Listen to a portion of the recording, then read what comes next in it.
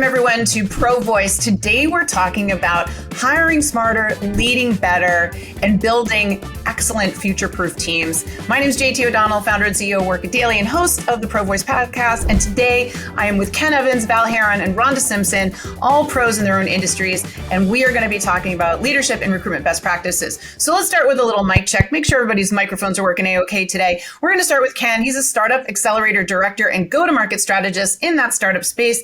Ken, tell me, 20 seconds or less, what do you think? Moment you knew you made a big impact on an organization from a leadership standpoint.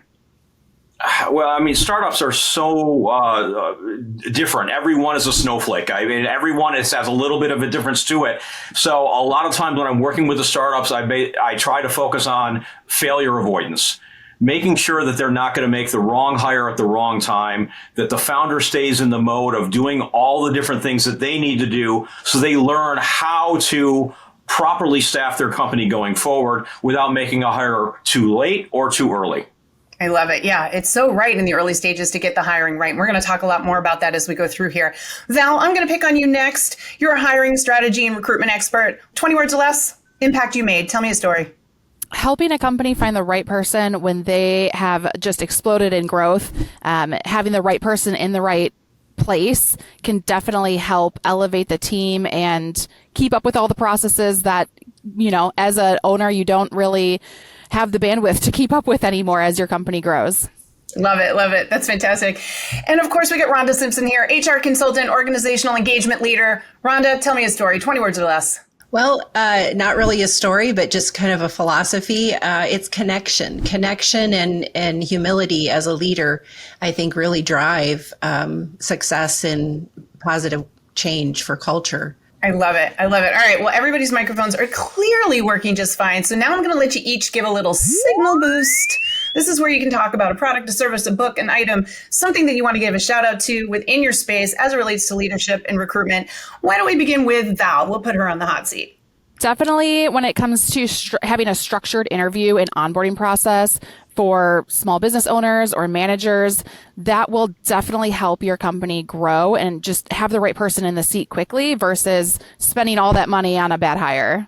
Oh my gosh. Can we just talk about people who don't set up interview processes in their company and then people go on the interview and leave and go, what the heck was that? Yeah, it's not like first impressions matter. It does. Your interview process matters, people. Listen up. Mm-hmm. No small thing. I love it. I love it. Yes. Let's jump over to Rhonda. Rhonda, what are you signal boosting today? There's a leadership book that I have read several years ago, Radical Candor by Kim Scott. And that book has been very, very helpful in helping me to understand how to lead with humanity and to be clear with how I'm leading.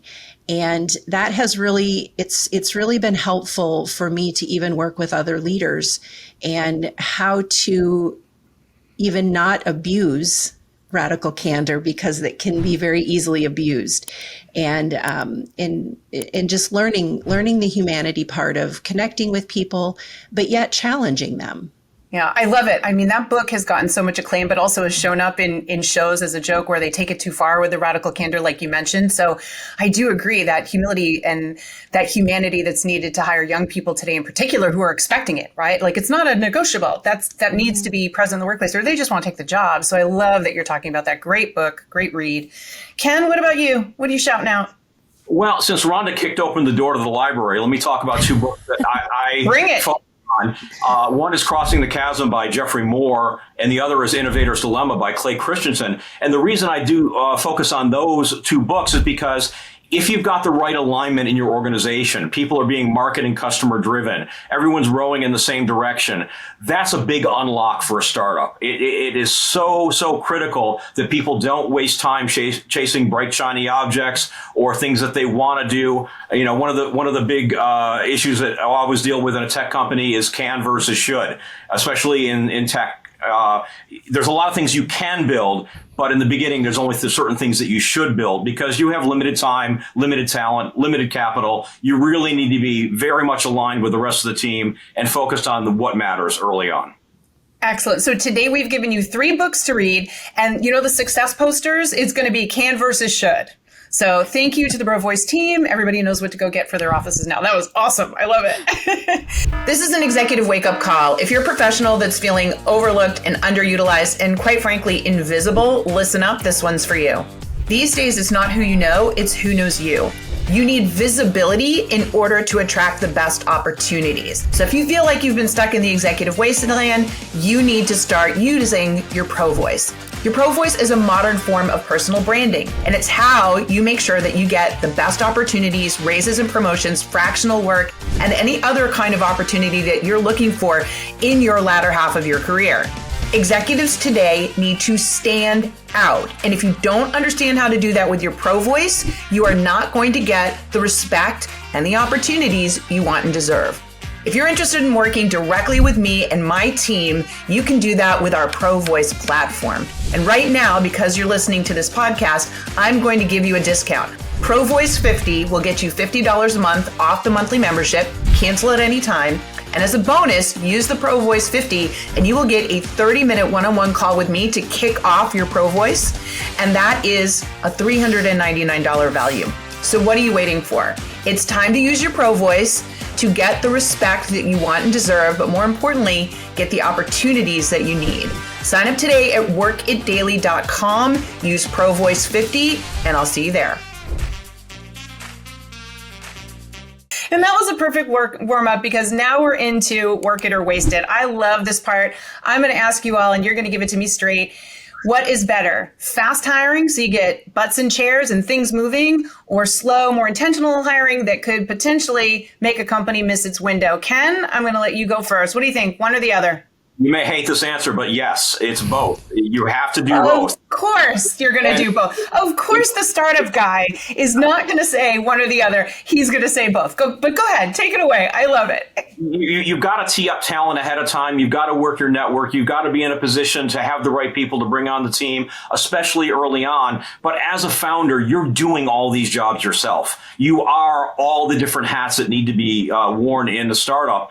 And the reason you do that is because it prepares you to know who to hire and when to hire them. So you're not hiring sales too early. You're not investing in marketing too early, or you're doing the marketing, but you're doing it yourself because you need to understand when I hire for this person, they need to take what I've already learned about my customers and market and just amplify those efforts, not start from, zero all over again. That's fair. That's right. I'll give it to you, but I don't know. Val, what do you think? I mean, I was going to say it's a balance, but I think I just like yes better. You really, it's a balance. There's no, if you rush and you hire the wrong person, you're spending 2 to 3 times their annual salary on just, replacing them. But if you take too slow, you're going to lose out on the top candidate that you want for the position. So it's really a balance. You want to have that. And that's where the structured interview process comes in place, because if you know what you're looking for and you have the structure there, you can move quickly through the process and hire the right person. All right. We got 2 people saying yes. Rhonda, voice of reason. What are you saying? Yes, no, or both? What are you going? I'm going to say it's a balance. And and the reason why I say that is because there is a time and a place for both. And like Val said, if you really know what you're looking for and you find those people, you can bring them on really quickly. But the one thing that I always caution against bringing people on too quickly is you don't want people to be not competent in the role that you're putting them in, because that can have really negative effects on your leadership ability with your teams. And you can very quickly get viewed as an incompetent leader if you're not bringing on the right talent. So striking that balance, I think, is really, really essential. And the one thing I did also want to bring up is when you have a hiring manager in the company say that they just need a warm body in the seat, that's a huge red flag, because I don't think that they really understand then the value of getting the right person in the seat. And I think that's what all 3 of you just proved today, folks. If you're listening in on this and you really thought the answer was one or the other, And what you're seeing is 3 industry pros tell you it's a balance. You see what kind of leadership you need in recruiting and hiring and development of your staff to make sure you are knowing when to do which one at what time, right? So that being said, let me give you an example, something I hear a lot of time, which is, hey, JT, the first 10 people you need in a startup organization aren't going to be the next 10 people that you need. And when you get to 100 people, you're probably having 100% churn because those startup people aren't going to be able to make it in the larger company. What do you all think about that? If I can go the other way, Rhonda, can I come back and kind of pick on you first? How do you feel about that?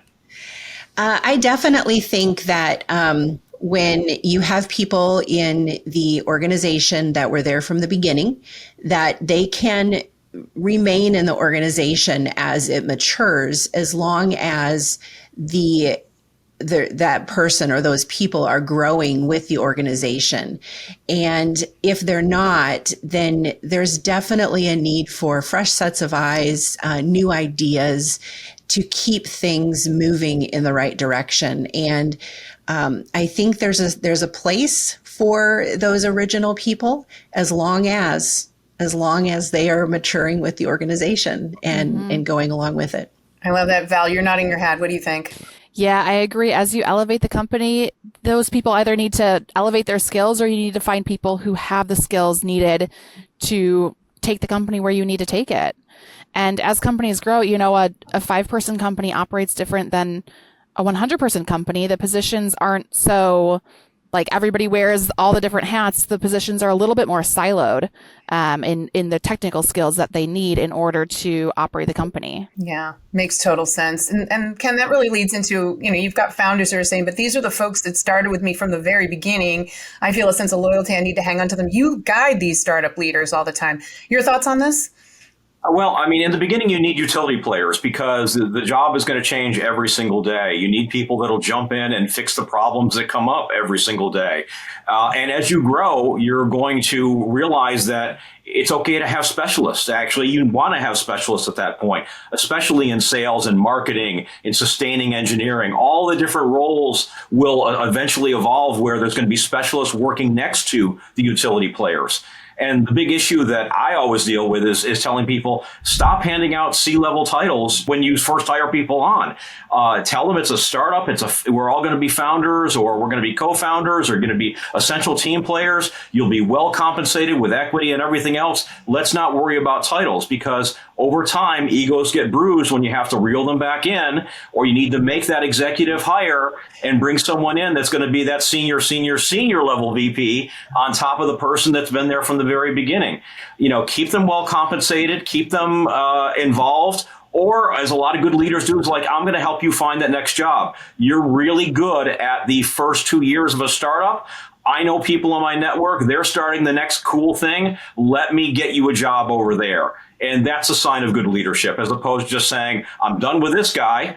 I might as well just move on to this, the other people that I need. So it really comes down to, having a good moral compass and understanding where your company is going to be a year, 2 years, 5 years from now. Yeah, I love that you're bringing up this title thing, because people think, well, I can't give you money, but I can make you the COO, right? And then 2 years later, this person wants to go to an organization. They've got a COO title of a 5-person company, and they're never going to get that job someplace else. But now there's that disparity. And I've got, expert recruiters on here that will tell you the problem is you want to see title progression. So when you've got COO on there, it just doesn't make sense, right? It's just not logical. So it's doing them a disservice, honestly. It really is. It really is. So I love that you're talking about that. So, so important.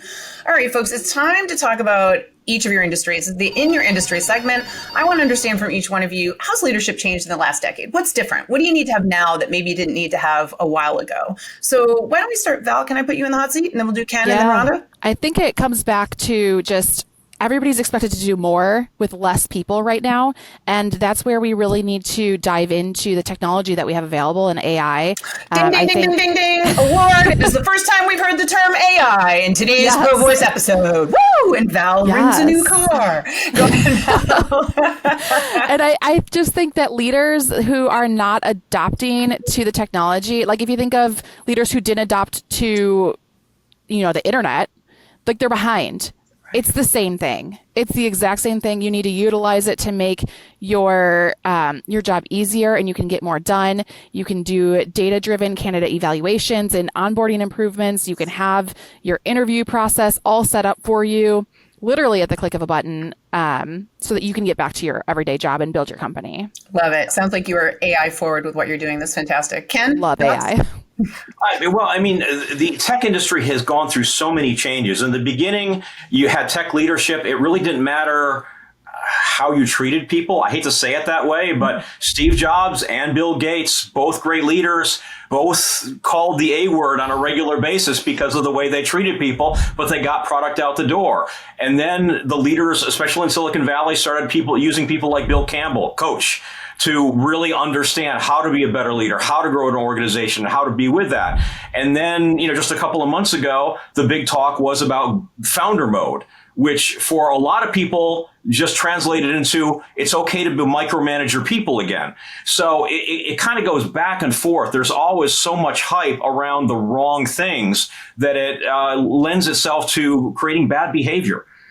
So there's great leaders that, stay focused on really taking care of their people and the customer. And then there's people that use these little, buzzword terms to treat people badly. Mm-hmm. So, I'd like to say that the industry has matured, but it kind of goes back and forth like economic cycles.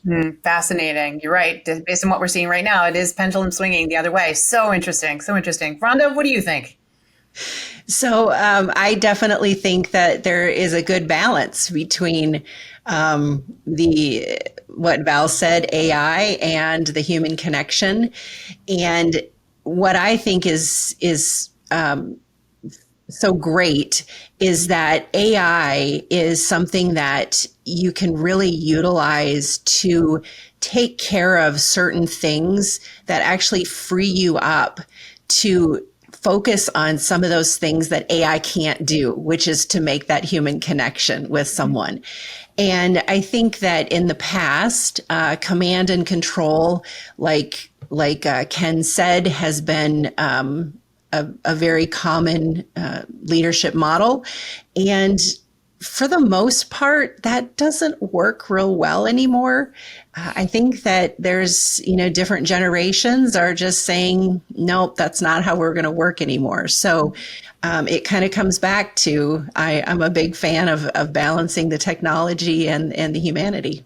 Yeah, I'm going to chime in on this segment and just say that I think it's very interesting that when we're in tougher, at the time we're recording this, I would argue is a tougher economic time, that suddenly leaders feel like they can go more back to that command and control. Whereas when it's the other way and they're so desperate for talent, they're suddenly much nicer, right? It's kind of interesting how that swing is paralleling right now. And I also just want to say that at this point, if people don't understand, if you're not learning how to use AI to do your job, AI is someone who does is going to take your job, right? It's just very simple, right? AI won't take your job specifically, but that person that has built a whole set of AI capabilities that can do your job will.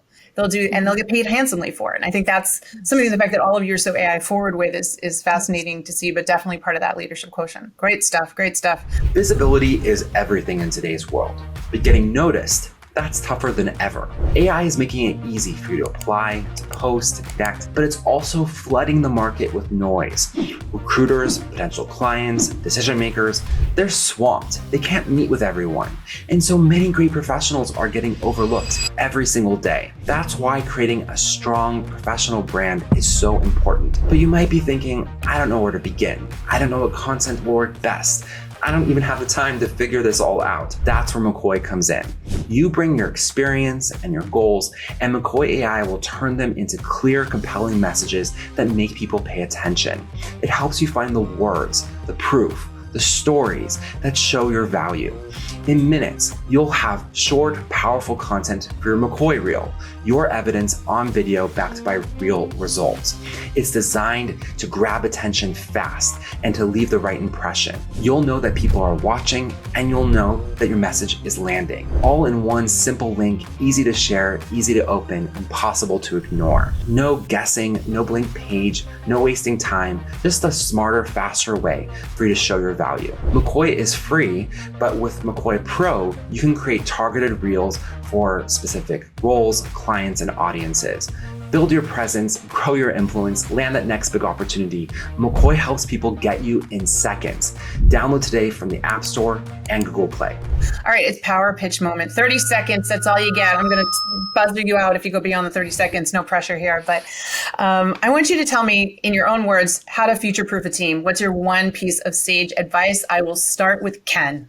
Again, I hate to keep going back to focus and alignment, but if you do those things, you lead with transparency, you have shared goals, everyone feels like the organization's aligned. It doesn't need to be all warm and fuzzy and touchy-feely, but people want to feel like they're all working in the same direction and that they've got shared goals for the organization so that there's no secrecy, there's no politics, there's no